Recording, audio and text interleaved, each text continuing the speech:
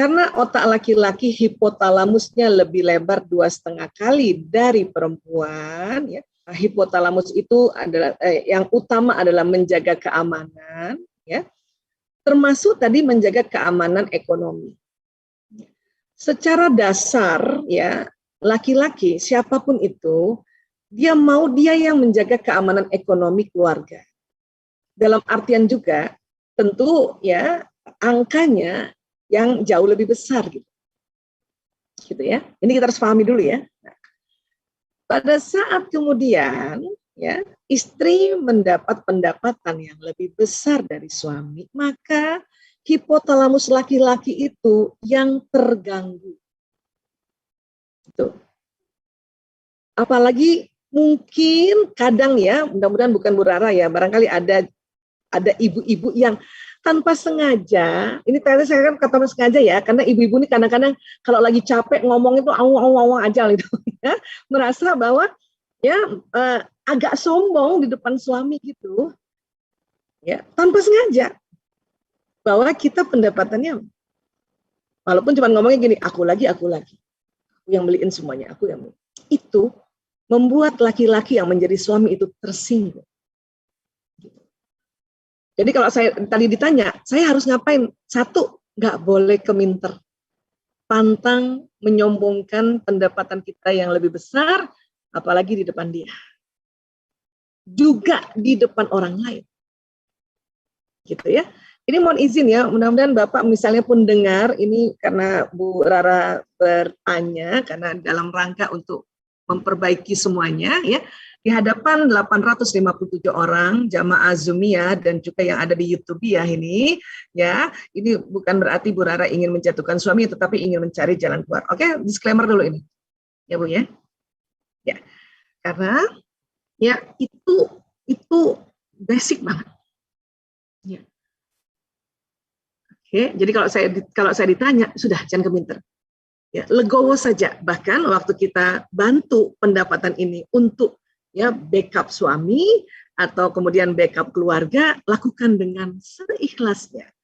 Jadilah seorang Khadijah radhiyallahu anha yang tidak pernah juga sesumbar. Khadijah itu ya, kalau kita baca sirahnya Rasulullah, 2/3 kekayaan Mekah punya Khadijah. Bayangkan. Dan disumbangkan untuk membackup perjuangan suaminya. Itu udah jadi Khadijah. Karena kalau di dalam kita uswatun hasanah kita kan contohnya adalah kehidupan Rasulullah dan keluarganya kan. Kehidupan Rasulullah keluarganya di mana istri pendapatannya lebih besar itu ada dikasih lihat di ya Rasulullah dengan Khadijah gitu.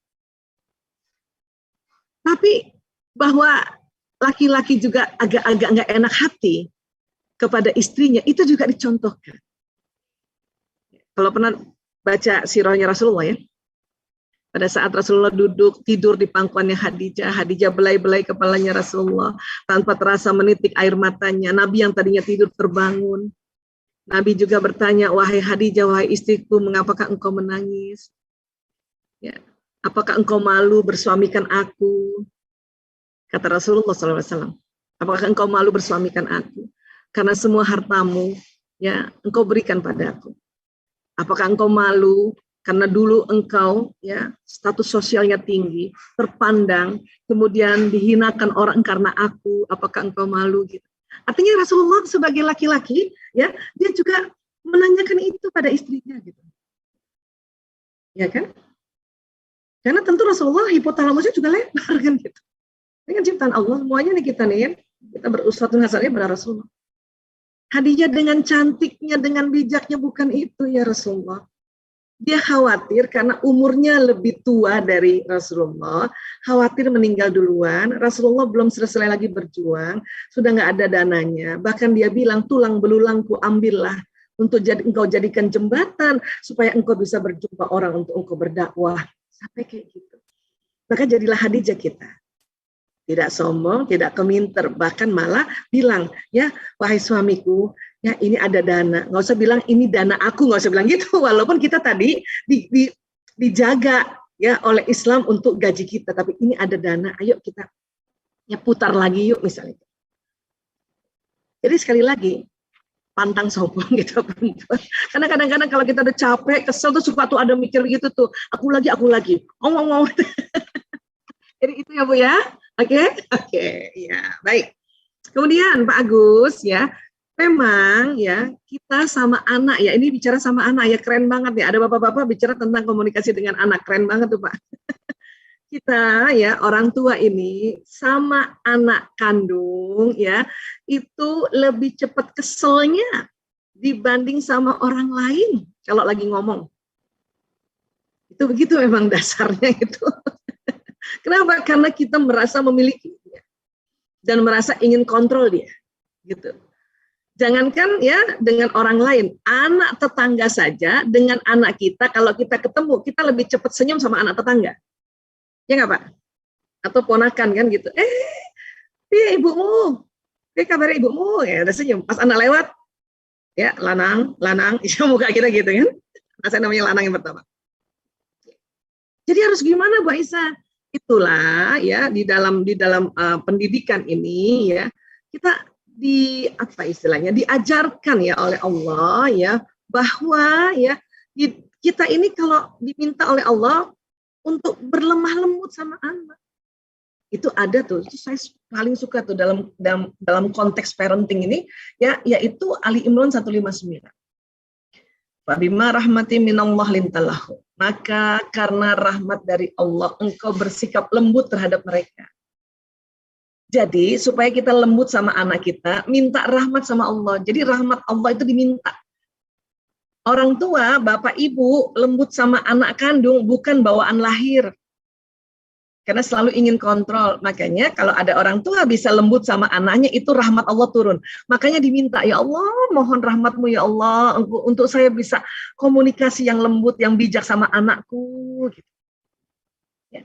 Dalam ayat itu dikatakan, walau kunta fazzan galigal qalbi lan faddum min haulika. Ya. Sekiranya engkau keras dan berhati kasar, mereka menjauh darimu. Ini harus masuk di otak kita. Kenapa? Di luar rumah banyak bahayanya nih. Jadi di-highlight oleh Allah, kalau kita keras dan kasar, dia menjauh dari sekitar kita. Bu Aisyah, saya sudah lembut, tapi tuh anaknya masih ngomongnya kesel gitu ya. Allah ajarkan kita fa'fu anhum wastaghfir lahum, maka maafkanlah mereka dan ampuni mereka. Ya Allah, saya maafkan anakku ya Allah, tadi saya sudah senyum, kok dia balasnya melengos gitu, ampuni dia ya Allah. Wah, bagus lagi nama anaknya disebut, ya Allah saya maafkan anakku Fulan bin Fulan ini, ya Allah ampuni anakku Fulan bin Fulan. Gitu ya Pak. Ya, ini buat juga yang lain-lainnya ya. Barulah wasyawirhum fil amri ya, dan bermusyawarahlah pada mereka dalam satu urusan. Barulah ajak ngobrol, ajak diskusi, ajak musyawarah. Itu adabnya. Karena tadi kita wanting to control terlalu tinggi terhadap anak kita, itu makanya minta rahmat Allah, ya Allah, minta mohon rahmatmu ya Allah untuk saya bisa bicara sama anak-anakku, gitu ya. Mohonkan, maafkan dia, mohonkan ampun, dan bermusyawarah dengan mereka dalam satu urusan ya. Faiza azamta fatawakkal 'ala Allah, dan apabila engkau telah membulatkan tekad, bertawakallah pada Allah. Jadi waktu ngobrol sama anak, musyawarah sama anak, sudah dapat ada namanya solusi atau negosiasi, dan ada solusinya. Apakah win-win solution? Solusinya asik dua-duanya, anak senang, bapak senang, atau misalnya lose-lose solusinya ya. Solusinya anak nggak senang, sebetulnya dari hasil musyawarah bapak juga nggak senang, ya sudah tawakal. Allah maunya begitu, karena innallaha yuhibbul mutawakkilin. Sesungguhnya Allah menyenangi orang yang bertawakal. Jadi kembali lagi ke kita punya sumber, yaitu Al-Qur'anul Karim ya. Jadi minta sama Allah ya Pak, supaya kita ya bisa apa? Supaya kita bisa ya ramah sama anak, bisa lembut gitu. Oke? Iya, kurang lebih seperti ini, mudah-mudahan bisa terjawab. Mungkin kita bisa buka lagi yang lain dulu.